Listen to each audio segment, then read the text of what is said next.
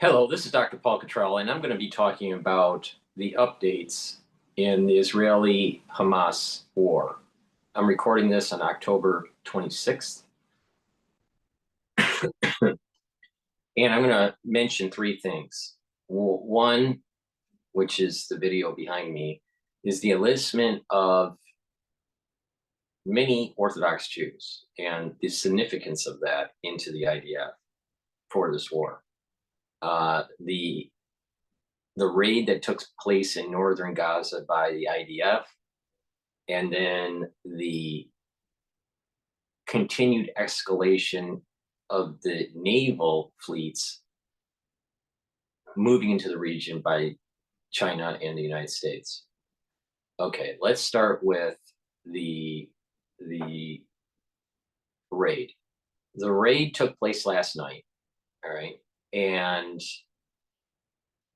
the Israelis moved tanks into northern Gaza. They fired shells, they bulldozed some stuff. And what's going on is that they're preparing. This is like a pre-operation for the invasion. Okay. Some people think that this invasion is going to be taking place around the weekend. Other people think that because of all the diplomacy in the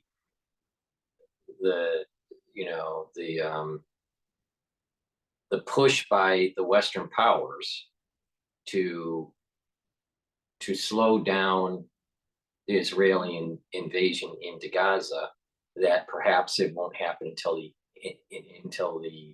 until November, right? First week of November. We're already, on the 26th of October. So, the end of the month would be on Tuesday. The beginning, the first week of November, is a week away. So, it's coming close for the invasion. The drip feeding the hostages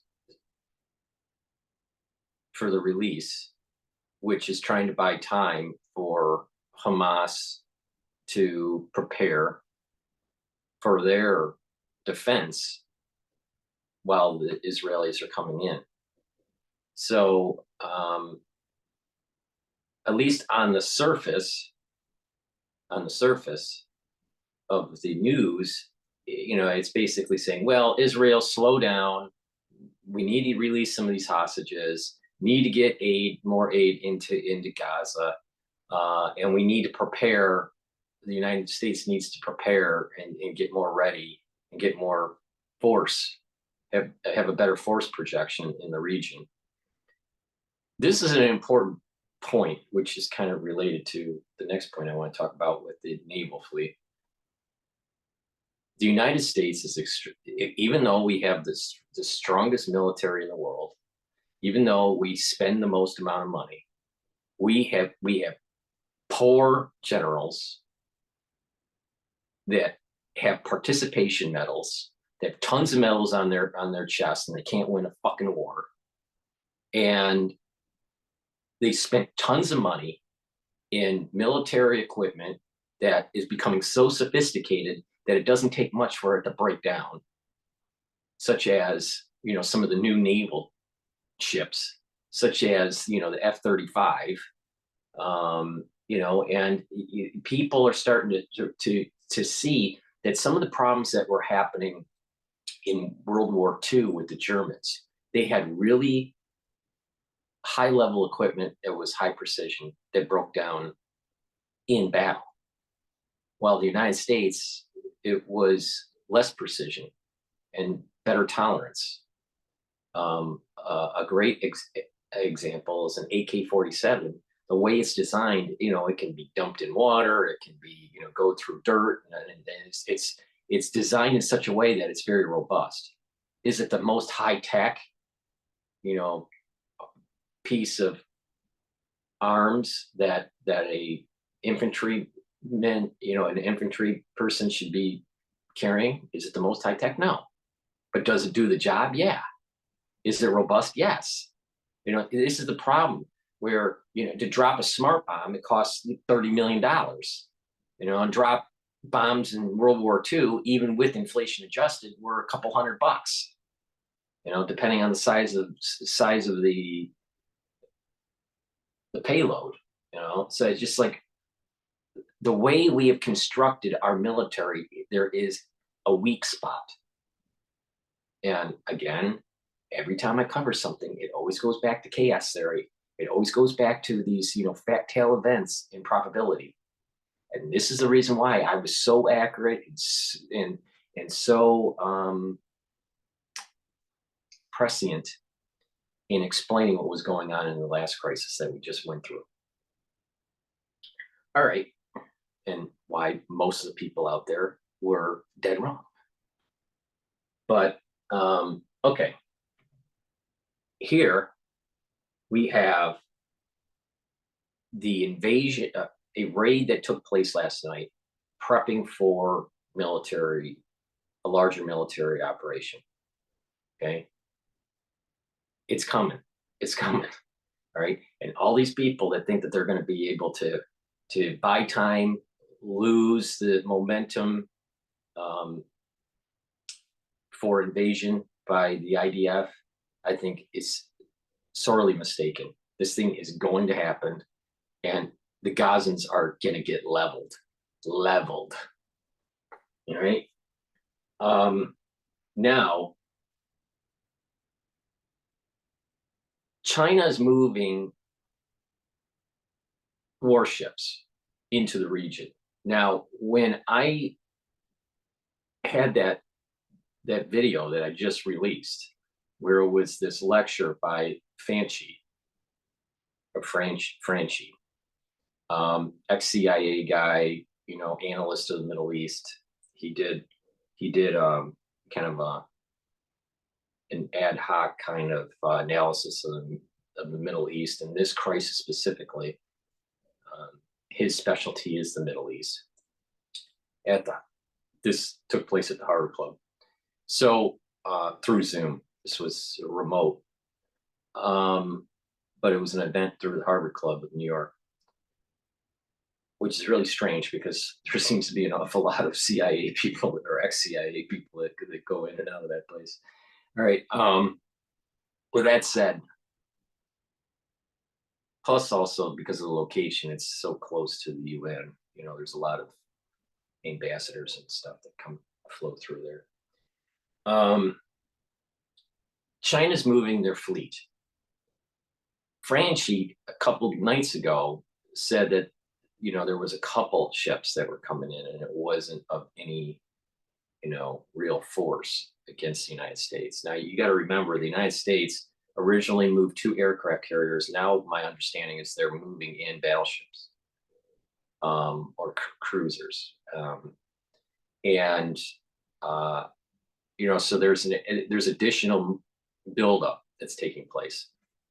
Australia is moving some of their aircraft, or not aircraft.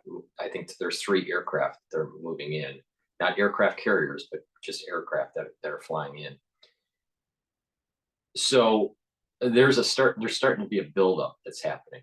China now, according to, when I was just getting prepared for this video, this news popped up. China, in Business Insider, sometimes getting the business news is actually better than getting it from CNN or Fox, right? Because the business news networks are international, like Reuters, Bloomberg, right? The FT, they have a pulse of all the economics that are going on around the world. And these kinds of events, these international events, cause tail risk on portfolios. So they're always monitoring this stuff. This is part of the reason why I was so early to be able to sense what was going on with the last crisis that we went through. I'm being generic because I want to keep this video up. So there's certain words that I'm not going to say. So with my finance background and being, having that chaos theory and having that pulse of what those fat tail risks are for portfolios, people that are in the financial world they kind of sense, when something can be that black swan event, all right, or dragon king event, all right. Black swan event is that you can't see it, and then it happens, all right.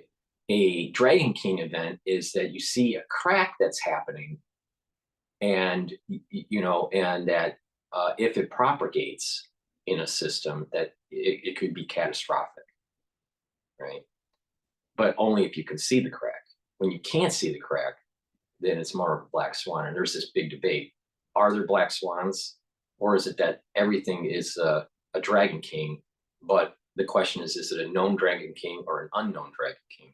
So there's this big debate, right, between Sornet and Talib on this dragon king versus black swan. I'm more on the black swan side. I follow the philosophical thought process of Dr. Talib versus Dr. Sornet. But that's one reason why I was so ahead of the game, is because I had that pulse from that. Then additionally, because of the medical studies, and the research that I was doing in my coursework and stuff at Harvard, and the research that I was doing at the time. So, I was at a very special spot, right? And this is why when you're listening to these things, don't pay so much attention to Fox. Don't pay so much attention to CNN or MSNBC, or even, some of the bullshit channels that you watch on YouTube, all right? But you want to listen to business people. And the reason why, especially ones that have managed, a decent amount of money, that was in the low end of the in managing, certain types of portfolios.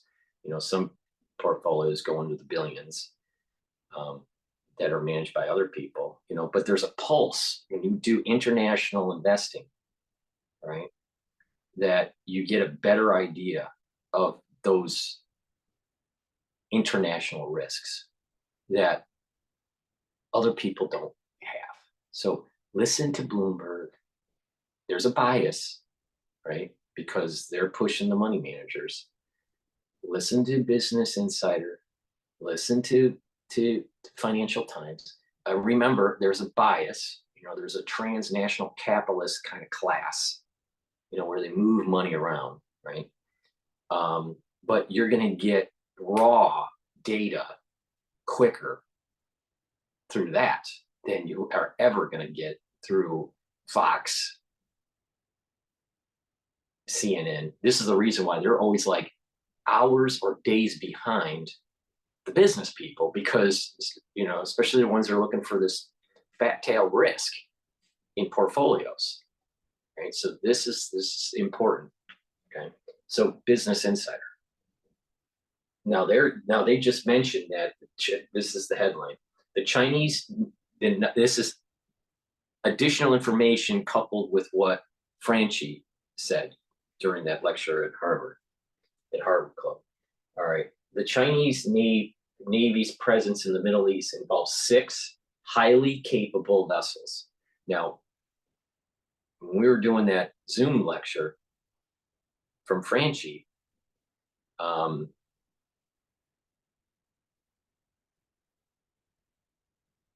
6, he didn't say 6. Yeah, it was like 2, something like that. And they were minor.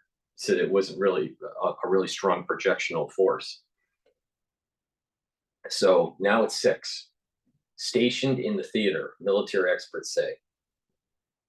All right, so there's this Chinese Navy has deployed 6 highly capable vessels in the Middle East, says Rand's Brighteon Sperling. And he told Newsweek that the ships reflect the rapid growth in the sophistication. Okay. So the main point here is that we pivoted to Asia. We moved out of the Middle East. We had a never-ending war, and we never finished it. We didn't do it right because we're a bunch of dumbasses, right? We should have got the job done a decade ago, or, earlier, but we didn't because, America can't win a fucking war. And um, now we're caught flat-footed, all right, because we left Afghanistan in defeat, ramped up a proxy war in Ukraine, and now we're moving assets around the world, kind of undoing some of this pivot to Asia. This is scary because what's going to happen is that now the chances of a war in Taiwan is even more because the United States can't do a three-front war, three theater war, one in Europe, one in the Middle East, and one in Asia. Now, who do you think is really going to fall out of this? It's going to be Taiwan. The military in the United States are a bunch of dumbasses. The ones that are running the military, bunch of dumbasses. We spent all this money and have all this capability, and you can't win anything. Now, it's not on the fault of the soldiers. It's the fault of the generals. It's the fault of the commanders. It's the fault of the Pentagon. It's the fault of the State Department. It's the fault of the Defense Department. And it is the fault of the CIA because they're constantly getting it wrong. And oh, by the way, we know what JSOC did and and SAP did, right? All right. All right. So we have this movement of ships going into the Middle East, showing projection and potentially a conflict between the United States and China. All right. China is the way I see this is China is trying to be kind of like that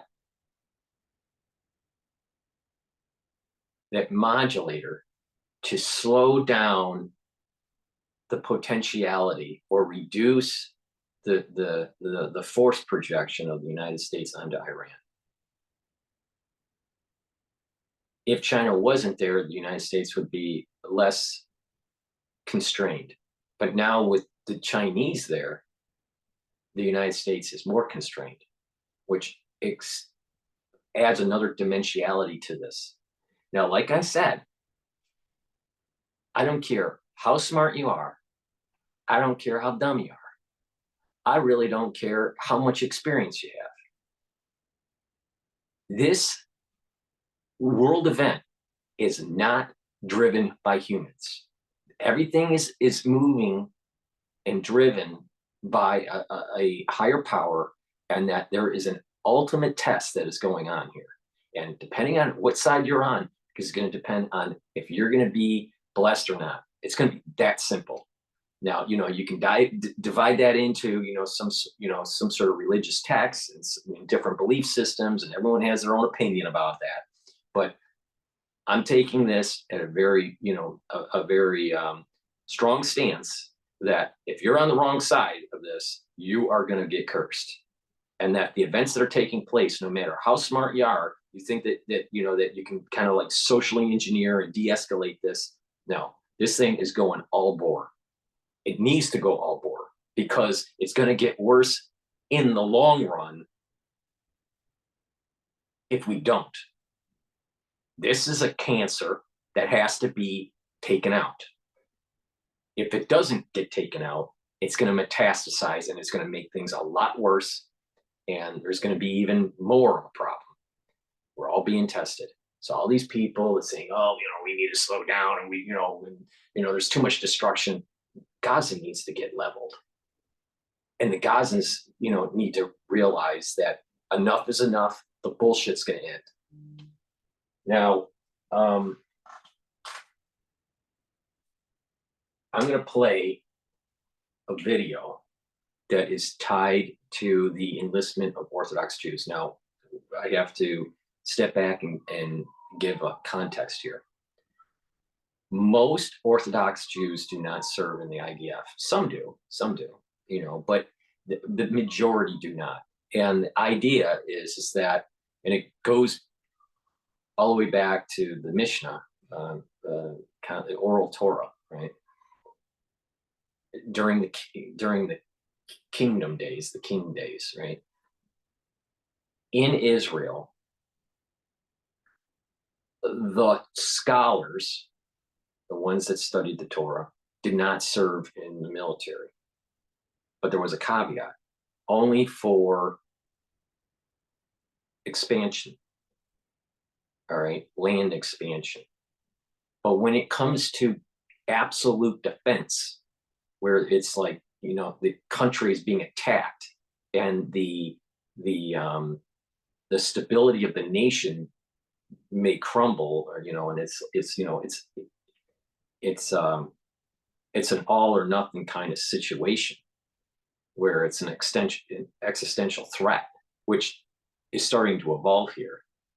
Then it is required for Orthodox Jews to fight.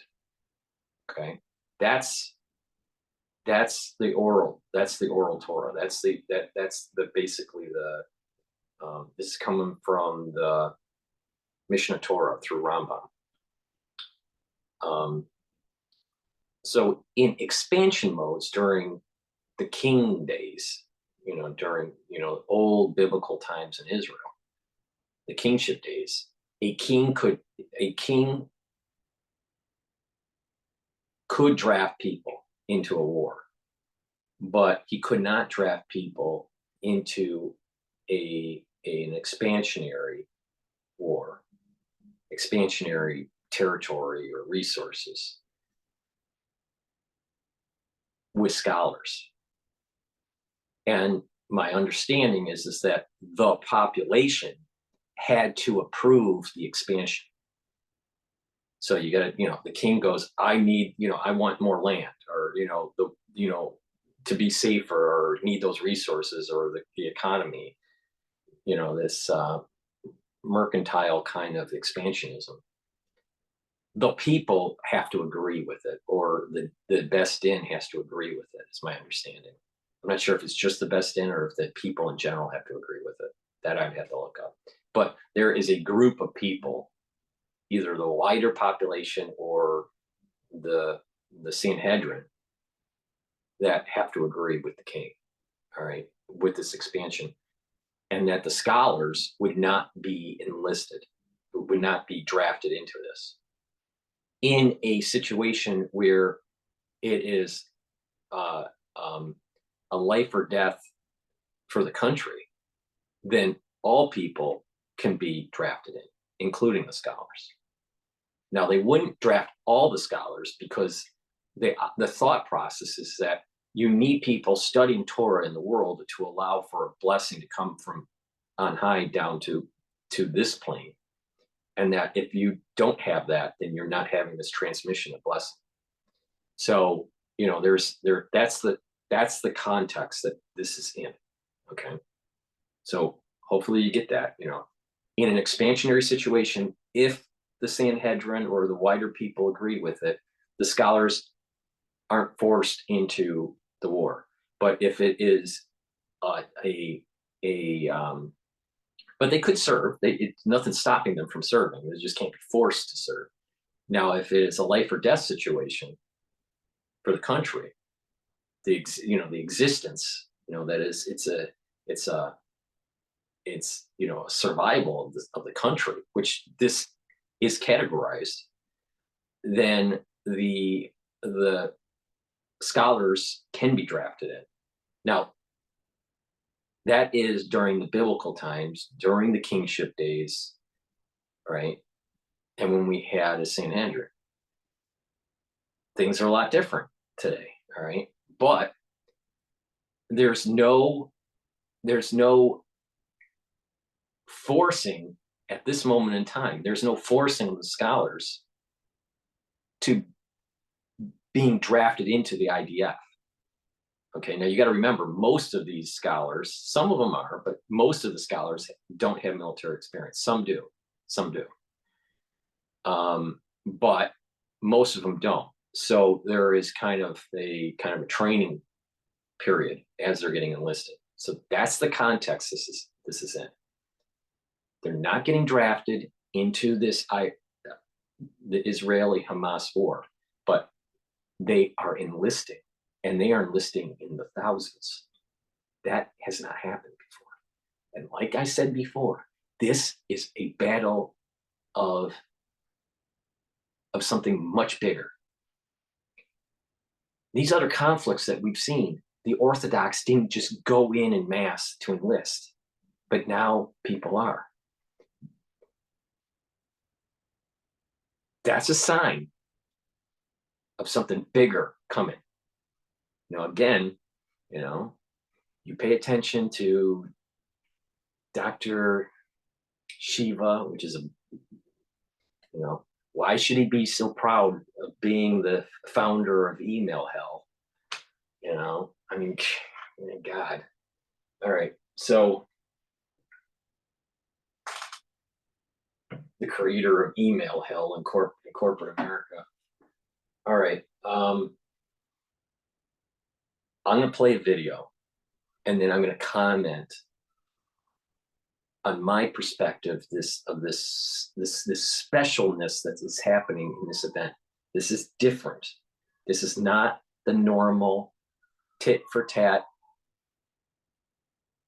conflict that we have seen over the decades. So, I'm Gen X, so I've seen this back and forth for many, many decades, right? This is different. This is different, and this is one of the signals. This is one of the data points that proves my point. Orthodox community do not enlist in mass, but now we are. We're seeing that, all right? And that's a problem.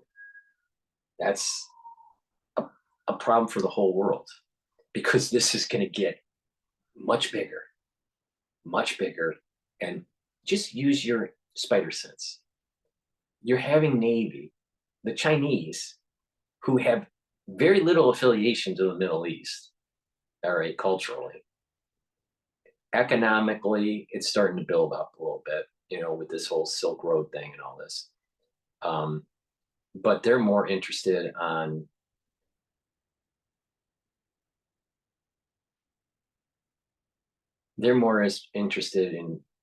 getting the United States all wrapped up into something so they can make a move in Taiwan. Now that maybe they're spreading themselves thin, because the Chinese don't have much experience in faraway ocean battle like the United States has. But we'll see. We'll see what happens. But let me play the video, and I'll give you my insight on this. This is what we're seeing here is very rare and very biblical. Of ultra-Orthodox Jewish men exempt from military service, but Israel says they've been signing up on. Let me replay that. Sorry. As it's seeing a surge of ultra-Orthodox Jewish men joining its ranks. Ultra-Orthodox men are normally exempt from military service, but Israel says they've been signing up en masse following the attack by Hamas on October 7th. ABC News' Inez de la GETTR is in Jerusalem for more on this. Inez, you had a chance to speak with an American Orthodox Jew outside the IDF recruitment office. What did he tell you?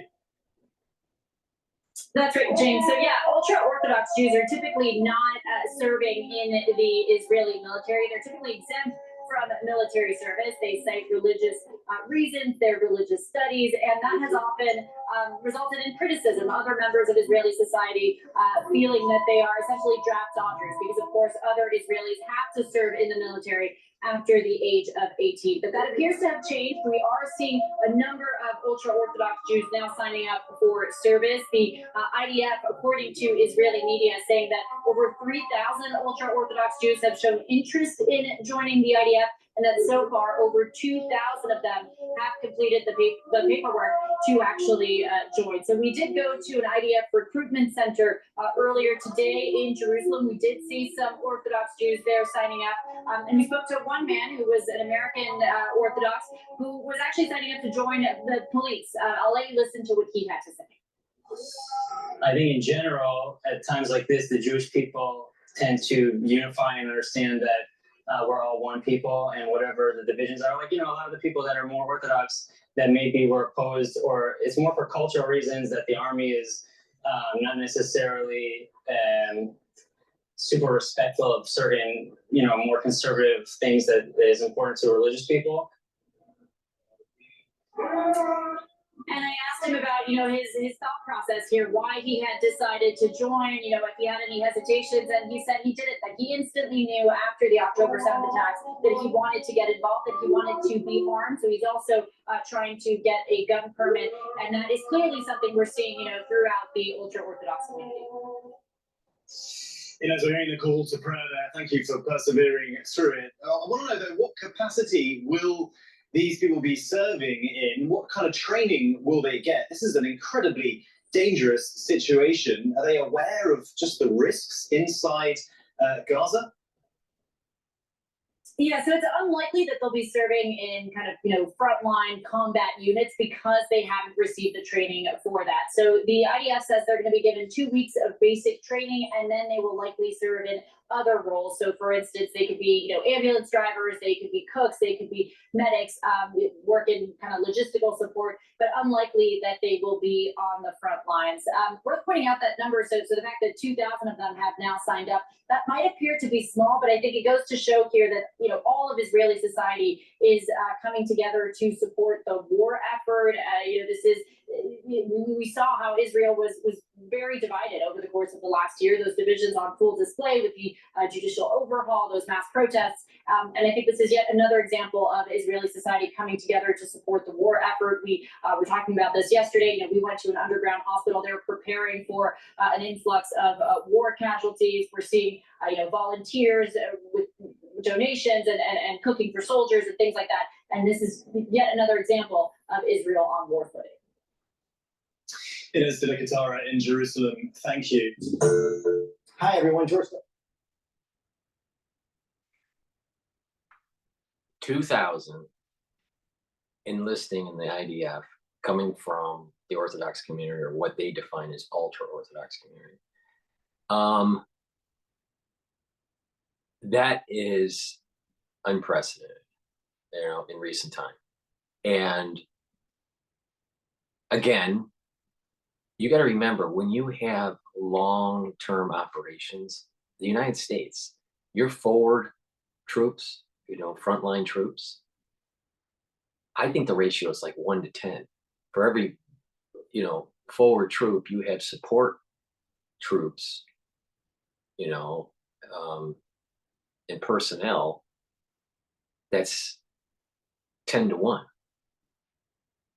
So this is a data point. Again, you're seeing in real time how I think and how poorly other people that are covering this think. This is a data point that this is going to be a much longer term operation, because they are getting ready for that back support that the front line needs. If this was going to be an in and out situation, how much back support do you really need for the special forces? Not much, because it's in and out. But the longer the forward deployment is, the more support personnel you need. And that's, you know, moving material around. There's, you know, administration. There's, you know, feeding of the troops. There's, you know, the clothing of the troops, and you know, there's a lot of support that takes place. Now, I believe in the United States military, it's 10 to 1. For every one forward deployed individual that's on the front line, there's 10 people behind them that are supporting. You know, in most theaters, you know, when everything's working the way it's supposed to. So we are seeing in real time data points that are suggesting longer term operations in Gaza. And there is some news reports that took place that I've heard today that the United States is thinking about providing weapons to Israel that will go 30 feet down to destroy the tunnels. So it's basically a bomb or a missile. I'm not sure if it's a missile or if it's just a bomb, but this weapon would go in. I think it's actually a missile, but this weapon goes in and drives into the ground 30 feet and then explodes to destroy the tunnel system. So this is another mechanism that potentially will be used. There's talk about flooding. There's talk about maybe chemical warfare. There's talk about biological warfare. There's talk about just hand-to-hand, pistol-to-pistol combat. Now there's these tunnel busters or bunker buster bombs that the United States has that will go 30 feet down. So that might be a viable option, right? And cause less casualties. But it's probably going to be a mix of hand-to-hand, pistol-to-pistol, bunker busters, and flooding. That's probably what's going to happen. I even thought about flamethrowing in the thing. But the point here of this video is that the United States will need to get engaged and be able to project force and knock out Iran. We're seeing the potentiality of actually seeing a longer peace in the Middle East for everybody if the job is done correctly, if the job is done, if it's allowed to go through its completion. But if it's half-hearted, if it only goes halfway, there's going to be more carnage, more destruction, more problems for everyone in the world in years to come. This is our moment. It's time to get it done. Usually mankind doesn't get it done. Usually liberals get involved and cause a bunch of problems. And eventually what will happen is we'll kick the can down the road again and it'll get even worse. But knocking out Iran, destroying their capability, nuclear capability, destroying Hamas in Gaza, destroying Hezbollah in the northern front is what is needed. And the United States is going to need to get involved. Now, will China try to check the United States? I don't know. And the United States needs to be willing to destroy China. Now, I have been, even through the previous crisis that we just went through, I have been with the thought process that China needs to, the CCP, the PLA,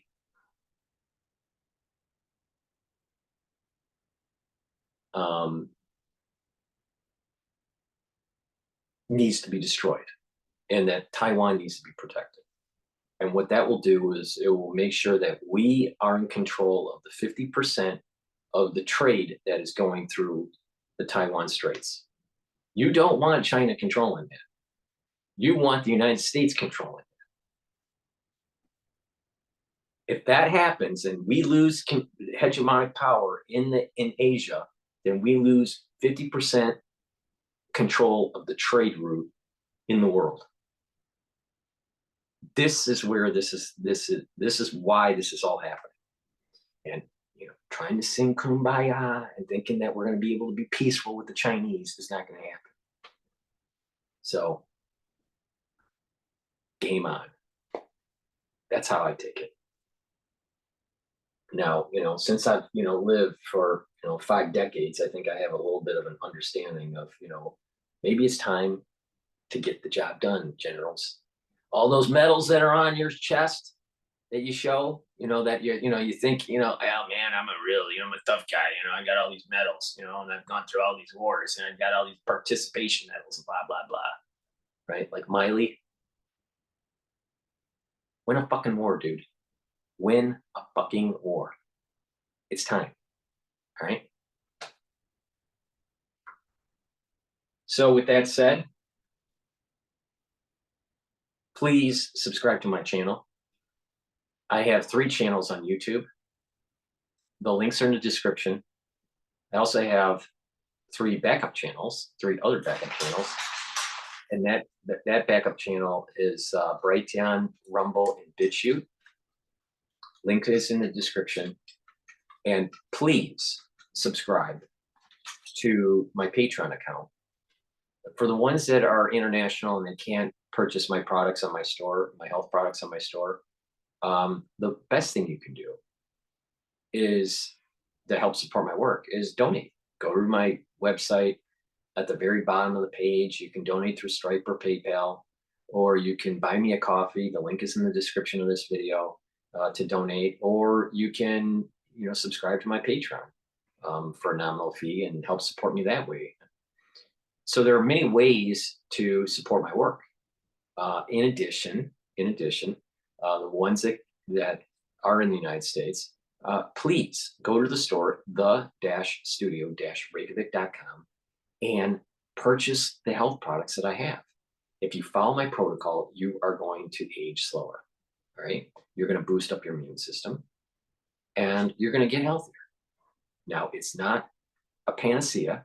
It's not a cure-all. You're not going to turn 10 years old overnight, all right? But what you will do is start to improve your immune system, and you're going to start to improve your health.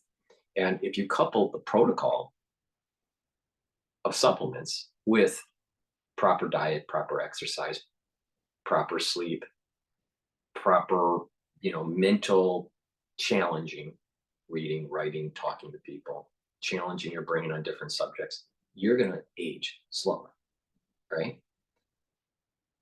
Now, specifically, some of the products that you can purchase on my store, because I have a lot of them, I'll go over a few here. You can purchase structural nano silver liquids from my store. I take Health Max 35. I take it with a teaspoon a day. If I'm not feeling well, I'll take it with a tablespoon. And if it's not, if I'm starting to feel, it's not kicking it, then I'll take two tablespoons. Maybe one in the morning and one in the afternoon or one in the evening. But the idea is to take this every day. I take it with a teaspoon every day. All right. What I do is I swish it in my mouth, and that's neutralizing the pathogens, the bacteria and the other microbes. And then you want to gargle, right?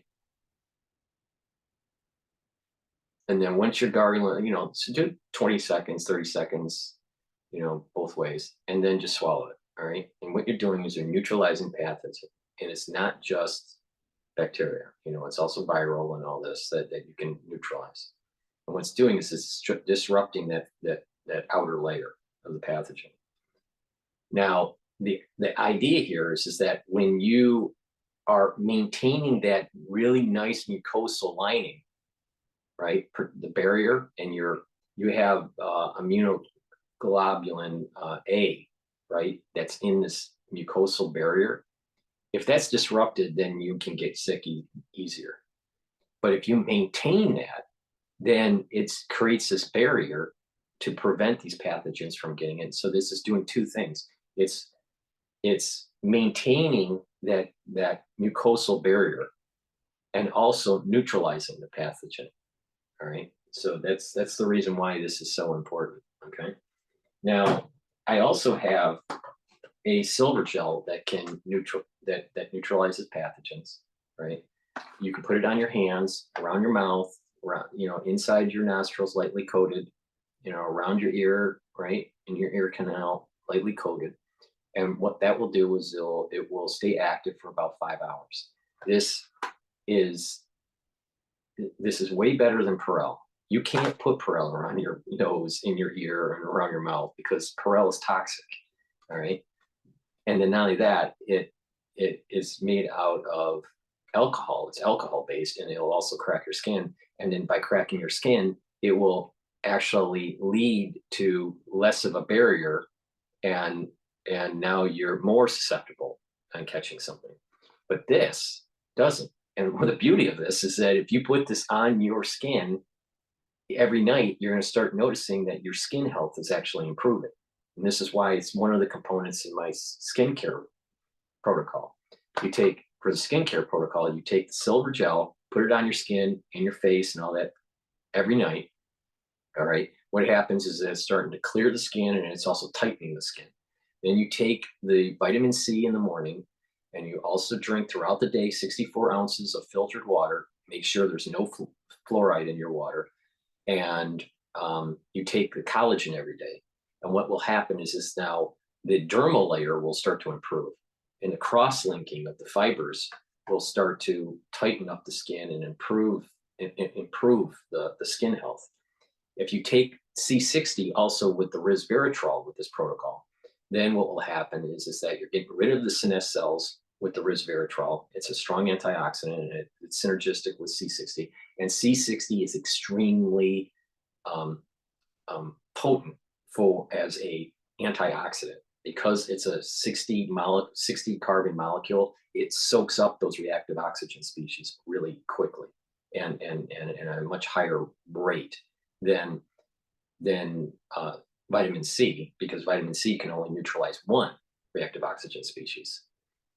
Buckyball can, neutralize thousands. So this is the reason why taking a teaspoon of C60 a day is going to really improve your mitochondrial health and the cellular health, because you're bringing down that cellular stress. So I just gave you a great way to improve your skin. I have a great toothpaste. It's made from the structural nanosilver. This will whiten your teeth, freshen your breath, neutralize the pathogens, reduce the plaque, reduce the gum inflammation through gingivitis. And what that will do is improve your cardiovascular health, right? There are many reasons why cardiovascular disease happens, but one of the problems is poor oral hygiene. And not just the vascular system, but also the valves of the heart. If you don't have proper oral hygiene, then these pathogens can, get into your bloodstream because of, poor barrier in the gum line. And some of this bacteria can start causing problems with your valves in your heart. And then, certain types of particles can get into the bloodstream and cause problems, cause cardiovascular disease. But, there are many different reasons why cardiovascular disease happens, even independent of oral hygiene. But oral hygiene, improper oral hygiene, is one cause of cardiovascular disease and valvular disease. So take this toothpaste. It's this structural nanosilver toothpaste. It's way better than anything that Alex Jones sells. The best toothpaste that you can buy, you can get on my store. It's the-studio-reykjavik.com, and you're going to improve your health, and it neutralizes pathogens. All right, it neutralizes pathogens.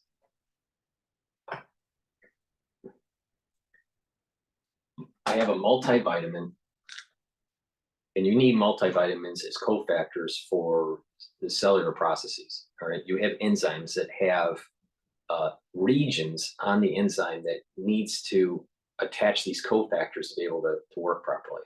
So if you take this and follow the protocol, you're going to start seeing an improvement in your metabolism, and you're going to see an improvement in your cellular processes. That means that your body is working the way it's supposed to. I also have a structural nanosilver set of soaps. So please get the different structural nanosilver soaps. I have them in, this one's in oatmeal. I also have it in lemongrass and peppermint and charcoal tea tree. I have structural nanosilver lozenges. We're in the cold season. Cold season is now through March. Get a few bags of these, all right? Because what's going to happen, because this is made from the structural nanosilver, even if you're taking the liquids, right, you're still trying to fight something that's, especially the drainage and all that.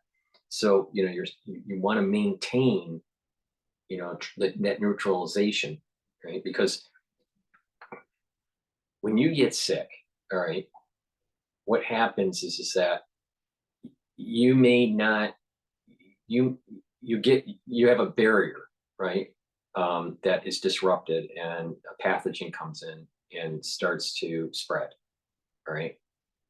And you start to get the drainage, and then it starts to get into your chest, and then you get an additional infection. So, we have normal bacterial flora in our nose and our ears and our mouth, right? But when we're sick, there's this drainage that happens, right? And then it will swallow it or we'll breathe it in, and it'll start affecting other systems. So when we're sniffling, and we're breathing in those pathogens that are starting to build up in the upper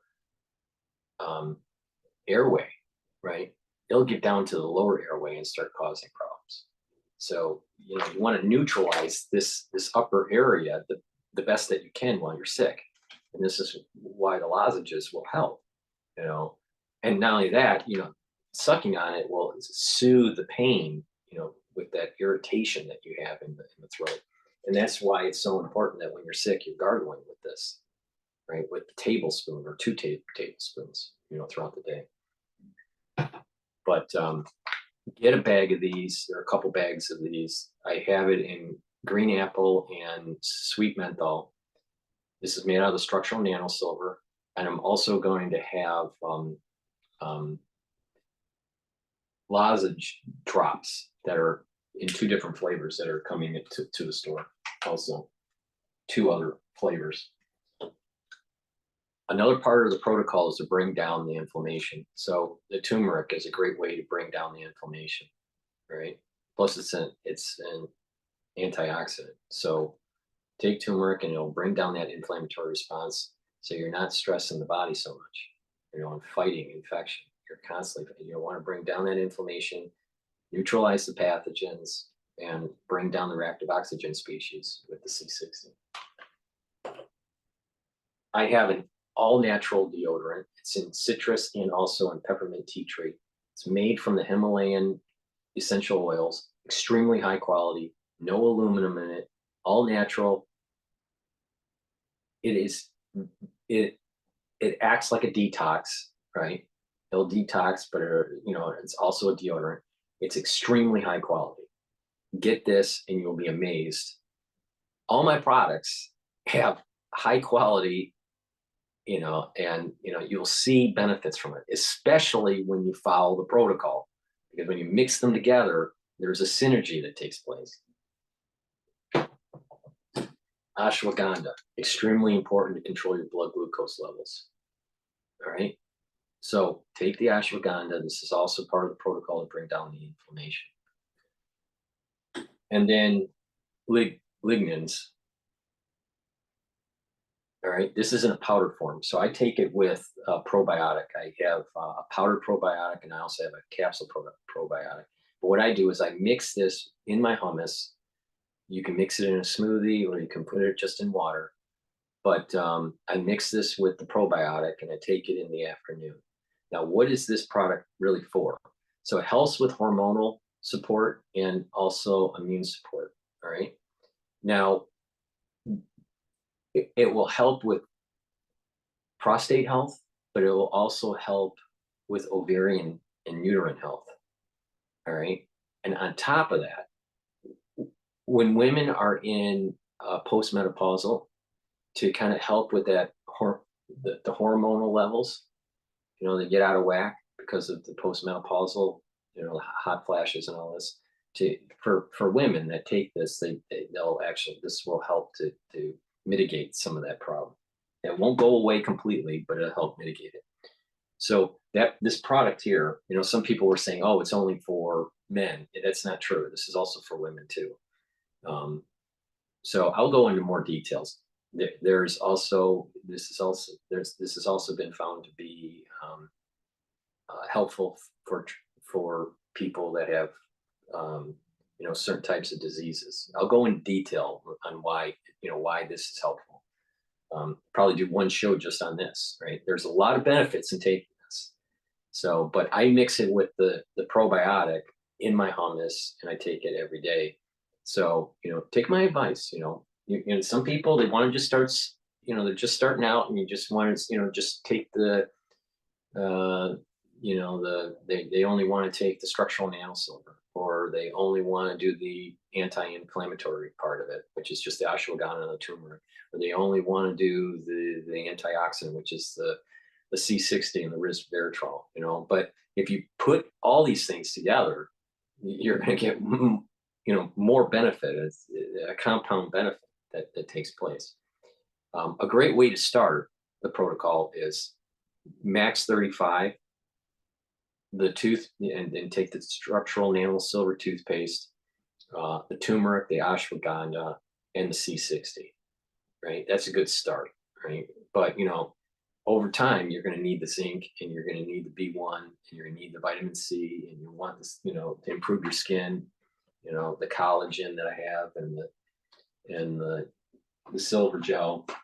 So I have a lot of great products on the store. So go to the store, the-studio-reykjavik.com, and get those health products and follow the protocol.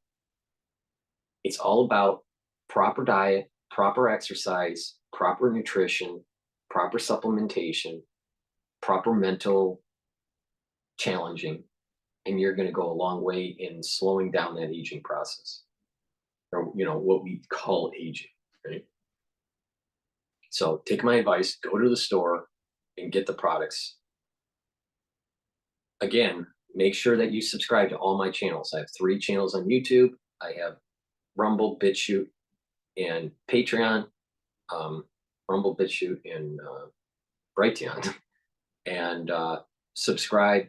Make sure you know, get the notifications on all those 6 channels. And then I have the Patreon account for people that would like to help support my work, my news coverage.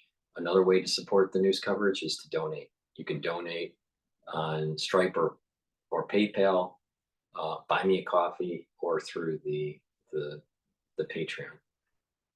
Thank you for supporting my work. Please share my videos. You know, I have a lot to say about different subjects. I give a unique perspective. It's, you know, it's focused on that chaos theory and those fat tail events, those black swan events, right? And, you know, sensing data points that may lead a system that seems to be going left. If certain data points start to arise, and everyone's thinking that system, whatever it is, biological or sociological or international or whatever it is, doesn't matter. But that complex system may be changing direction, maybe moving, maybe going into a chaotic what is called a chaotic attraction. So I think that we are seeing in real time a chaotic attraction. This chaotic attraction is that the event that took place where Hamas invaded Israel during the holidays, or right at the end of the holiday season, at the tail end of it, was an event that changed the system. And we're seeing this large international system reconfiguring, and it's all moving. You know, I said chaotic attraction, but you're seeing literally a chaotic attraction of people's interest and armaments and you know, warheads and ships and all this stuff moving into the region. So right there is emblematic of a chaotic attraction. But this is, through my estimation, this is much bigger than anything that we have seen before in the last 50 years, you know, in terms of the Middle East and these conflicts that happen, that go on and off. This is much bigger. And as we just keep on letting this thing just boil, it's just going to get worse, because the enemy, that Islamic Jihad, right, is just going to have more and more capability, more rocket capability, more more unconventional weapon capability in terms of chemical and biological and you know, and radiological, especially with Iran. It's time to knock them out. That's my perspective.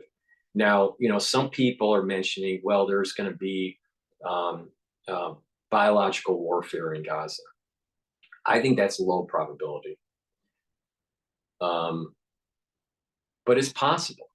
And again, biological warfare was designed for this urban kind of thing that's going on.